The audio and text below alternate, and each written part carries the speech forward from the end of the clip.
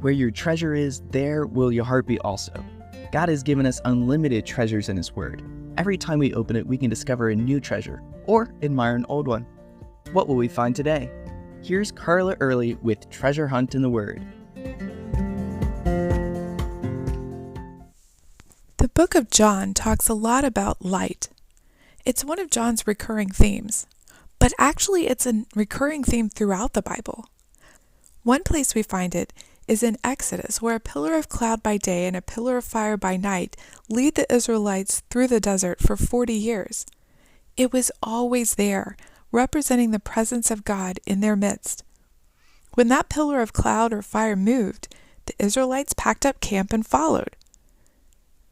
Where it stopped, they stopped and made camp, with a pillar resting in the center of the tabernacle, God in their midst. Once the Israelites reached the promised land and settled there, we don't hear about the pillar of cloud and fire. But when Solomon built the temple, God's glory again became visible and filled the temple. When the people got carted off to Babylon, the prophet Ezekiel saw God's presence leave the temple. But the people didn't forget that pillar of cloud and fire. During their Feast of the Tabernacles, when people built huts to live in and remember their wilderness wanderings, they lit huge candelabras in the court of the women in the temple. Josephus says that the brilliance of these lights lit up the sky and could be seen for miles. Early in the morning after the last day of the feast, Jesus sat in that very court to teach. Perhaps the Levites had just snuffed out those candelabras for the last time. Perhaps, like our Christmas tree around New Year's, they were packing them up to put them in storage until the next year. It was in this type of context that Jesus announced, "I am the light of the world.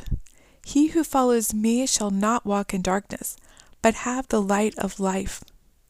The day before, he'd claimed to be living water like the water God sent, flowing from a rock in the desert to sustain his people in their wanderings.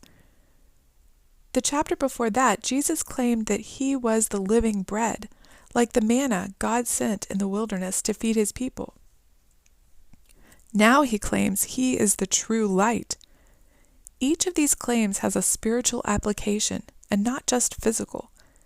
We need his bread to nourish our souls, living water to quench the thirst of our inner man, his light to illuminate our path and guide us. Darkness represents sin, ignorance, unbelief, death. Jesus came to dispel the darkness and bring light, righteousness, knowledge of God, truth, life, to guide us through the wilderness of the sinful world and bring us to heaven. In accepting and following his light, Paul says we used to be in darkness, but now we become lights in this dark world, reflecting the light of the Lord. So we have the responsibility to walk or behave as children of light. On the flip side, 1 John 1:6 says, "If we say we have fellowship with him and walk in darkness, we lie and do not the truth." Jesus knew exactly what he was claiming when he said, "I am the light of the world." It was a messianic claim. Isaiah 42:6 says the Messiah would be the light to the nations. It was also a claim to be God. Psalm 27:1 says, "The Lord is my light and my salvation." Jesus is both.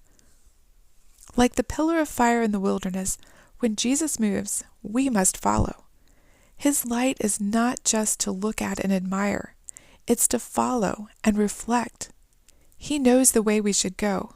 So as we follow his light, we should guide others also. As Isaiah 60 verse 1 says, "Arise, shine, for your light has come, and the glory of the Lord is risen upon you." I remember my mom would quote this verse if she happened to be the one to wake me up. She'd say, "Arise and shine, for your light has come," and she'd flip on my light switch. But it's a good verse to quote as you get up in the morning. We can pray, "Lord, because you are the light of the world, and you've shone on me, show me how to follow you and reflect your light to others today." You can contact us at treasurehuntintheword@gmail.com. We'd love to hear the treasures God has given you through his word. You can listen to other episodes on our website, which you can find in the description below. Thank you for listening, and remember, where your treasure is, there will your heart be also.